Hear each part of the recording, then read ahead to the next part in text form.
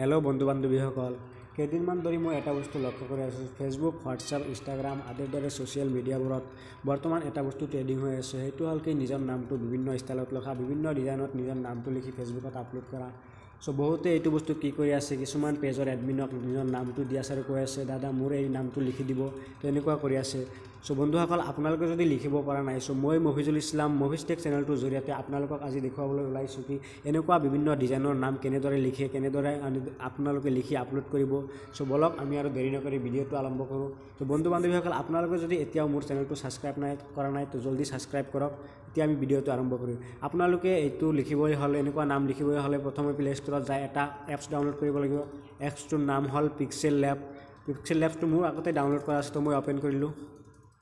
Open কৰাৰ পিছত আপোনালোকৰ সন্মুখত এনেকুৱা এখন ইণ্টাৰফেচ আহি যাব। এনেকুৱা ইণ্টাৰফেচ আহি যোৱাৰ পিছত আপোনালোকে প্ৰথমে কি কৰিব, নিউ টেক্সটত ডাবল ক্লিক কৰিব। ডাবল ক্লিক কৰাৰ পিছত ইয়াতে আপোনাৰ নিজৰ নামটো লিখিব। মই লিখি আছোঁ কি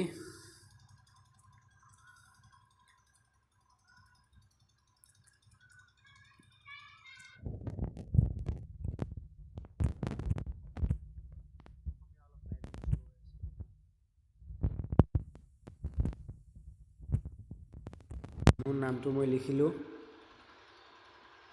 মোৰ নাম নহয় মানে মোৰ চিষ্টাৰৰ নাম। ইয়াৰে পিছত আপোনালোকে তলত দেখা লিখা আছে এড ক্লিক কৰিব। এড ক্লিক কৰাৰ পিছত আপোনালোকে যদি চাইজটো ডাঙৰ কৰিব বিচাৰে তে ইয়াৰে পৰা চাইজটো ডাঙৰ কৰি ল'ব। আপোনালোকে চাইজটো ডাঙৰ কৰি দিব। তাৰপিছত আপোনালোকে কি কৰিব, ইয়াতে ক্লিক কৰিব। ইয়াতে ক্লিক কৰাৰ পিছত আপোনালোকে কিবা এটা ফটো চিলেক্ট কৰিব, যিটো বেকগ্ৰাউণ্ড বুলি ফ্ৰম গ্যালাৰী মাৰিব। ফ্ৰম গ্যালাৰী ক্লিক কৰাৰ পিছত আপোনালোকৰ সন্মুখত নিজৰ গেলাৰীত থকা ফটোবিলাক আহি যাব। আপোনাৰ যোনটো বেকগ্ৰাউণ্ড দিব বিচাৰে আপুনি সেইটো বেকগ্ৰাউণ্ড চিলেক্ট কৰিব। মই মোৰ ইচ্ছামতে বেকগ্ৰাউণ্ড এটা চিলেক্ট কৰি ল'লোঁ। চিলেক্ট কৰাৰ পিছত বাছ হৈ গ'ল। তাৰে পিছত আপুনি আকৌ এড ক্লিক কৰিব। এড ক্লিক কৰাৰ পিছত লাষ্টত ৰিফ্লেকশ্যন বোলা এটা অপশ্যন আছে, এইটো আপুনি ক্লিক কৰাৰ পিছত ইনেবল কৰি দিব। হৈ গ'ল, ৰিফ্লেকশ্যন হৈ গ'ল। চাওক ইয়াৰে পিছত 3D শ্বেডোটো অন কৰিব আপোনালোকে। এইটো থাকিব দিয়ক 3D টেক্সটৰ পিছত আপোনালোকে এইটো ইনেবল কৰি দিব। ইনেবল কৰাৰ পিছত আপুনি ইয়াৰ পৰা কালাৰটো চেঞ্জ কৰিব পাৰে। মই কালাৰটো চেঞ্জ কৰিম। ইয়াতে মই ৰঙা কালাৰ ল'ম আৰু আপুনি ইয়াতে ডেপটো বঢ়াব পাৰে, কমাব পাৰে আপোনাৰ ইচ্ছামতে। মই এইটো অলপ কমাই দি আছোঁ। বাছ হৈ গ'ল। ইয়াৰে পিছত আপোনালোকে কি কৰিব, শ্বেডোত ক্লিক কৰি এইটো ইনেবল কৰি দিব। তাৰে পিছত আহিল কি আপোনাৰ ফ্ৰণ্টত ক্লিক কৰাৰ পিছত আপোনালোকৰ সন্মুখত বহুতো ফ্ৰণ্ট আহি যাব।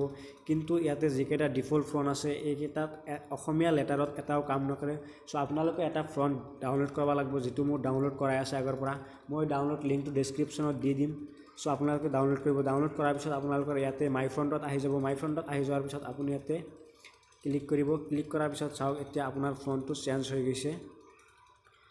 চেঞ্জ হোৱাৰ পিছত আপুনি এইটো এটা পজিশ্যন দিয়ক, ফিক্স পজিশ্যন।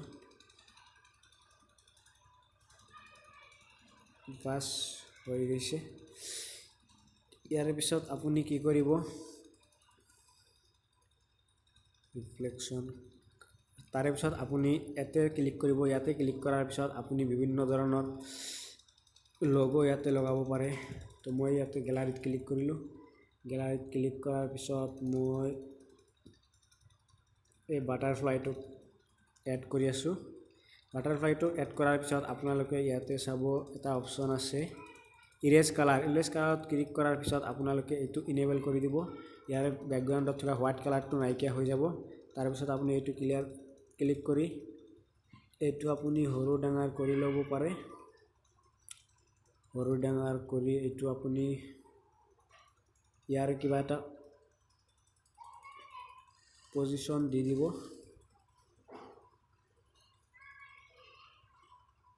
বাছ হৈ গ'ল। এইটো আপুনি কালাৰ চেঞ্জ কৰিব পাৰে। ইয়াতে আপোনাৰ কালাৰৰ অপশ্যন আছে। কালাৰটো ইনেবল কৰাৰ পিছত আপুনি যিটো ইচ্ছা সেইটো কালাৰে দিব পাৰে। যি কালাৰ ইচ্ছা আপোনাৰ সেইটো দিলেই হ'ল। মইতো এইটো হোৱাইট কৰি ৰাখি দিলোঁ। ইয়াৰে পিছত আপুনি আৰু যদি কিবা লগাব বিচাৰে লগাই দিব পাৰে। মই ইয়াতে ষ্টাৰ লগাই দিম। এটা আপুনি ইচ্ছামতে ক্ৰপ কৰিব পাৰে ইনেবল কৰি দিয়ক তাৰে পিছত ইৰেজ কালাৰত যায় ইনেবল কৰি দিলে বেকগ্ৰাউণ্ডটো নোহোৱা হৈ যাব হৈ গ'ল এইটোৰ কালাৰ এতিয়া এইটো সৰু কৰি য'তে ইচ্ছা ত'তে দিব পাৰিব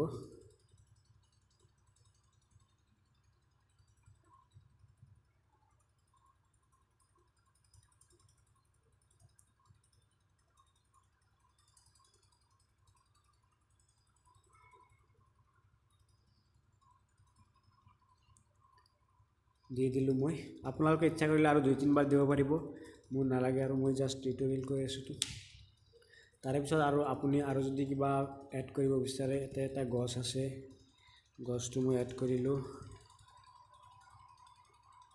সৰি গছটো এড কৰাৰ পিছত এইটো কালাৰ ইনেবল কৰি দিলোঁ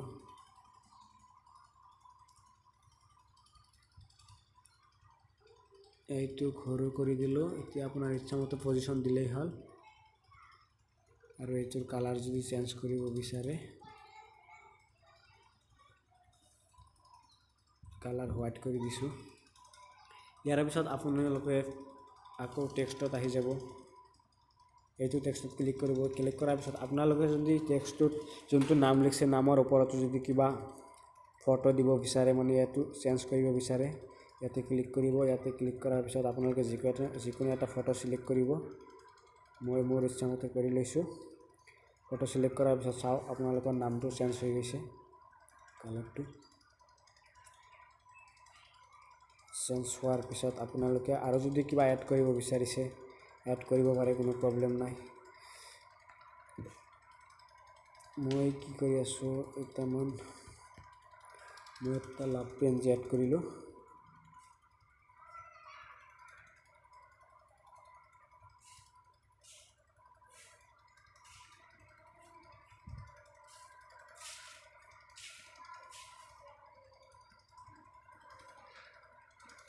বাস হৈ গ'ল এতিয়া আপোনালোকে আৰু যদি কিবা এড কৰিব বিচাৰে এড কৰি দিব পাৰে মোৰ আৰু নালাগে ইয়াৰ পিছত আপোনালোকে কি কৰিব ওপৰত সেভ বোলা এটা অপচন আছে ইয়াতে ক্লিক কৰাৰ পিছত সেভ এজ ইমেজ বুলি ক্লিক কৰিব সেভ টু গ্যালাৰী এতিয়া আপোনাৰ ফটোটো গ্যালাৰীত সেভ হৈ গৈছে সো বন্ধুসকল আজিৰ ভিডিঅ'টো এইখিনি আছিল ভিডিঅ'টো যদি ভাল লাগিছে শ্বেয়াৰ কৰিব লাইক কৰিব কমেণ্ট কৰিব আৰু আমাৰ চেনেলটো সাবস্ক্ৰাইব কৰিবলৈ নাপাহৰিব